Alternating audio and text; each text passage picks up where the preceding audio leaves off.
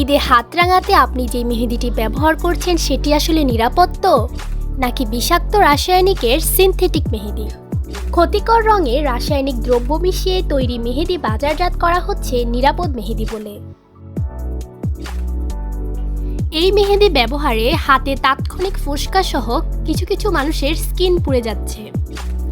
দীর্ঘমেয়াদী নানা রকম স্কিন রোগে আক্রান্ত হচ্ছেন অনেকে।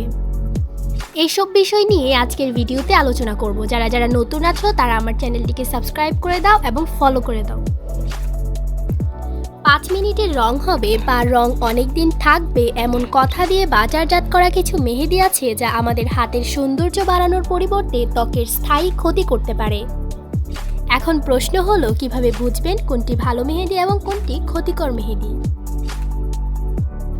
কিছু কিছু মেহেদিতে ক্ষতিকর রাসায়নিক দ্রব্য মিশ্রিত থাকে, যার কারণে মানুষের ত্বকে ভয়াবহ প্রতিক্রিয়া তৈরি করতে পারে। এছাড়াও ত্বকে চুলকানি হওয়া থেকে শুরু করে যন্ত্রণাদায়ক ফোস্কাও পড়ে থাকে। আপনার মেহেদি যদি 1 থেকে 2 ঘন্টার মধ্যেই কালচে হয়ে যায় আর 1-2 সপ্তাহের মাঝে তার রং ধুয়ে যায়, তবে বুঝবেন তার মধ্যে ক্ষতিকর রাসায়নিক পদার্থ রয়েছে। এছাড়াও কিছু রঙিন মেহেদি আছে, যেমন লাল, হলুদ, কমলা। এগুলো আসলে মেহেদিই নয়, এগুলো ভয়ঙ্কর কেমিক্যাল থেকে তৈরি।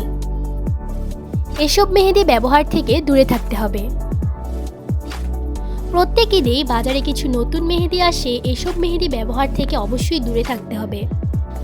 সবসময় চেষ্টা করবেন বাজারে যেসব মেহেদি অনেক দিন ধরে টিকে আছে ওইসব মেহেদিগুলো ব্যবহার করার, যেমন কাবেরী, নিহা, কাশ্মীরি ইত্যাদি।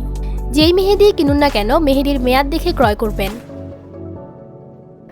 ভালো থাকবেন, সুস্থ থাকবেন। ভিডিওটি ভালো লাগলে একটি লাইক দিয়ে দিবেন।